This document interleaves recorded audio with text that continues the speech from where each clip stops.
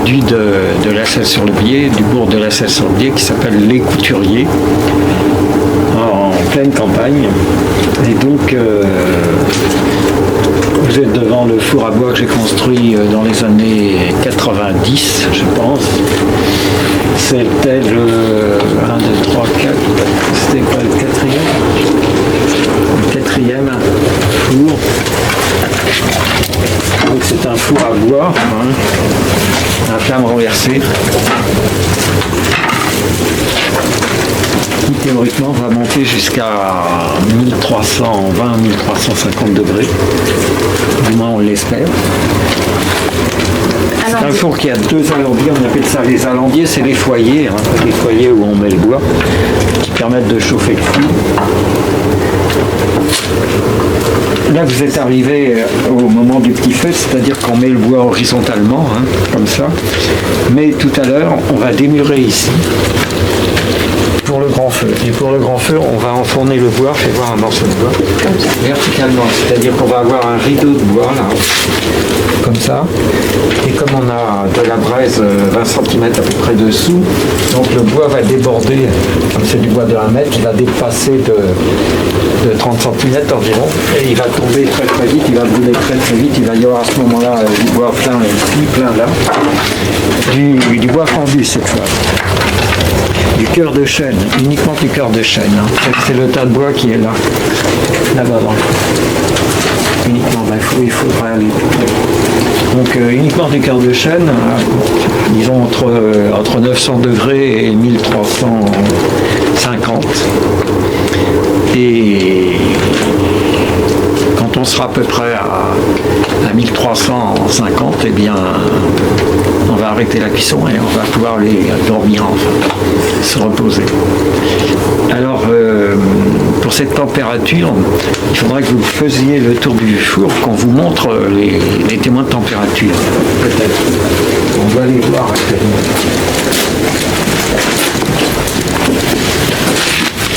Vous voyez des petits bâtonnets là. Vous voyez les petits bâtonnets. Les petits bâtonnets en croisés comme ça. C'est des témoins de température. Je vais vous amener une batterie.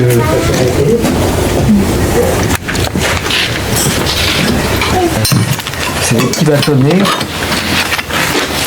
qui représentent une formule d'émail qui a été étalonnée pour fondre à une température donnée. Donc, on appelle ça des montres, nous, des montres fusibles, des montres. Et donc, de montre en montre, la silice augmente et donc la montre suivante est plus réfractaire que la précédente.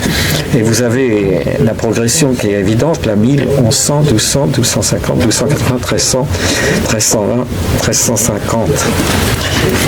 Donc, vous voyez, là, toutes les montres sont debout, avec un tout petit peu de pente, comme ça, je les mets avec un tout petit peu de pente, un bout de terre crue, comme ça. Et on va les voir tomber progressivement quand on va approcher de la température, comme celle-ci. Elles vont tout doucement, tout doucement, tout doucement, tout doucement, elles vont tomber, se coucher comme ça. Et quand je vois ça, eh bien, c'est fini, la cuisson est finie, je peux aller me coucher. Alors, vous avez vu, il y a également un pyromètre dans le four, et le pyromètre, il donne une température instantanée à l'endroit où il y a la canne du pyromètre. Ça, c'est de la matière, ça me donne l'état de la matière dans le four.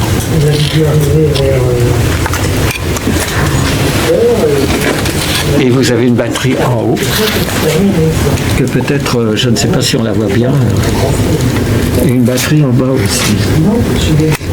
Pour suivre la progression du feu, évidemment, comme c'est une flamme renversée, la flamme va, ici vous avez des murettes, la flamme va sortir entre les murettes et monter à la voûte, et à la voûte du four, il n'y a pas de cheminée, c'est une flamme renversée. Donc elle est obligée de piquer à travers l'enfournement, complètement, et de retrouver la cheminée en bas. C'est une flamme renversée bouclée. Ce qui explique qu'on ait plus de feu actuellement là qu'en bas. Je ne vais pas regarder en bas. Ah si, il y a du feu quand même. Mais en bas, on les voit bien, tiens, les vols.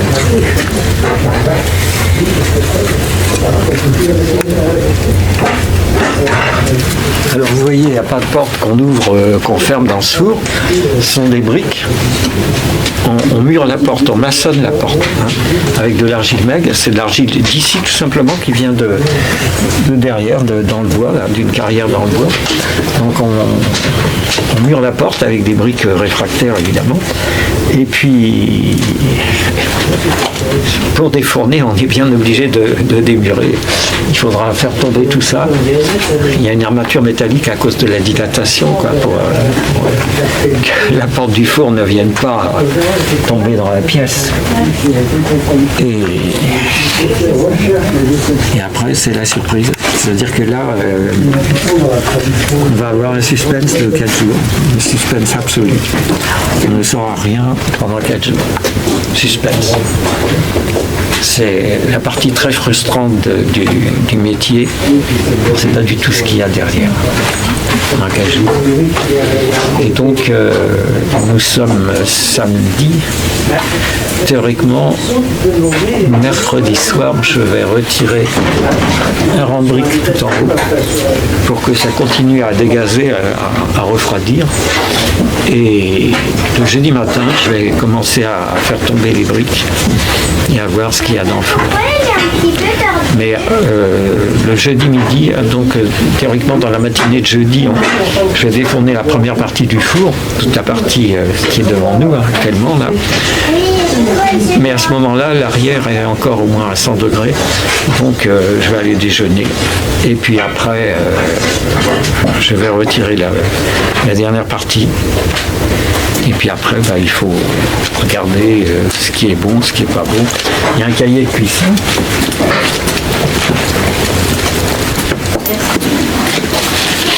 Il y a un cahier de cuisson, donc on marque au fur et à mesure tout ce qui se passe, la courbe de température, la montée en température. Mais de l'autre côté du cahier de cuisson, on a une reproduction, simplifiée de l'enfournement, avec ce qui nous intéresse au plan de l'émaillage. Et donc, en fin de cuisson, donc au défournement, on commente. Bon, mauvais, raté, trop cuit, pas assez cuit. Ce qui permet éventuellement de progresser à la cuisson suivante, quoi. Alors, combien de pièces avez-vous dedans? C'est très variable, c'est fonction de la hauteur des pièces, de la taille des pièces. En général, il doit y avoir un peu plus de 300 pièces, je pense, dedans. Et vous faites ça une fois par an? Dans ce four-là, oui. J'ai un autre four à bois aussi, qui est cuit plus souvent. On l'a cuit, là, il y a... entre le moment où on s'est... Non, juste avant qu'on se voit à la Bussière. Oui, puisqu'on a les pièces que vous avez vues à la Bussière, il y en avait une partie qui était cuite dans ce four. Il est un peu plus loin dans le terrain, mais c'est un petit four, il est beaucoup plus petit. Il peut toujours arriver des problèmes avec le four. Toujours. On travaille avec la pression atmosphérique. On n'a aucune incidence sur météo ciel. Donc, il peut y avoir c'est il y a 2 ans. C'est la cuisson d'il y a 2 ans. Il s'est trouvé que c'est tombé sur une tempête. Donc à 4 heures du matin, j'étais là tout seul. Il faisait nuit.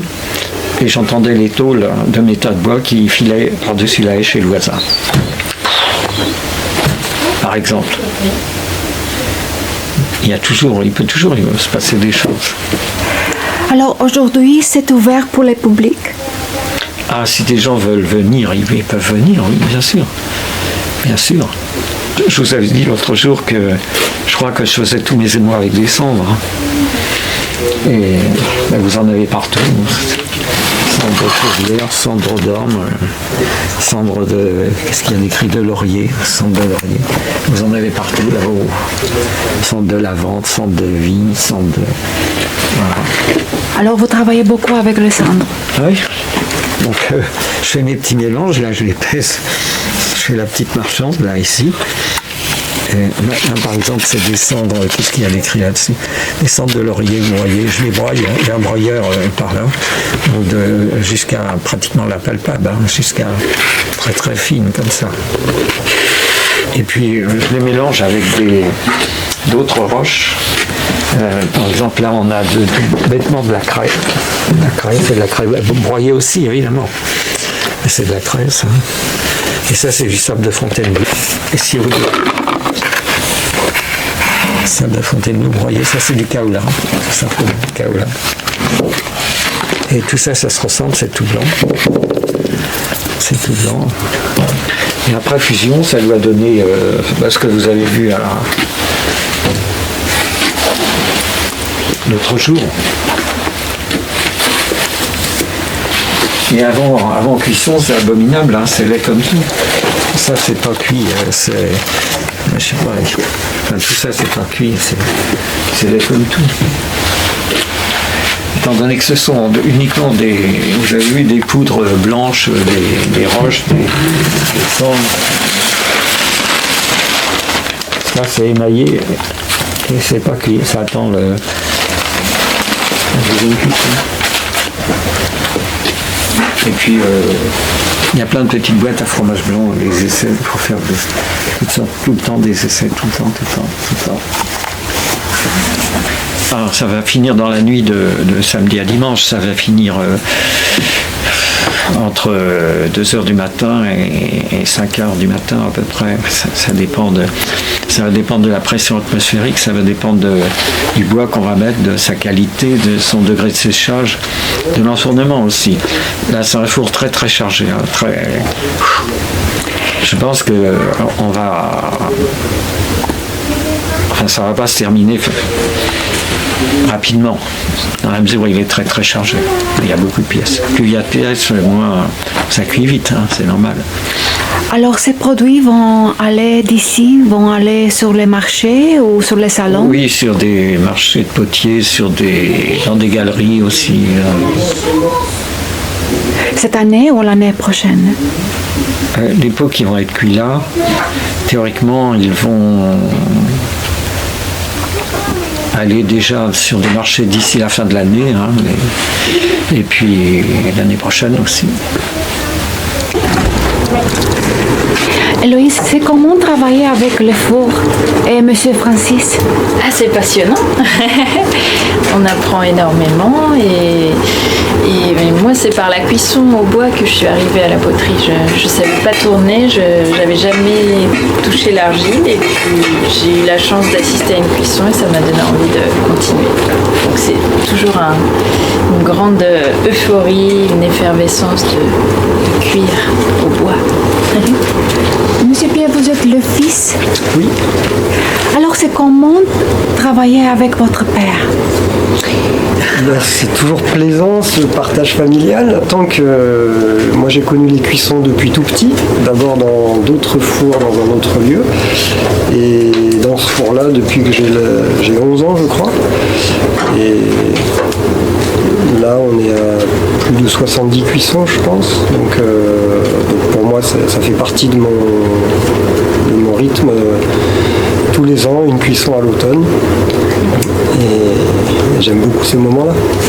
Oui, il va y avoir plusieurs marchés cet hiver. Oui. Mais bien sûr, tout le monde peut venir en téléphonant, bien entendu, parce que si je suis ailleurs sur un marché, je ne peux pas être là. Il faut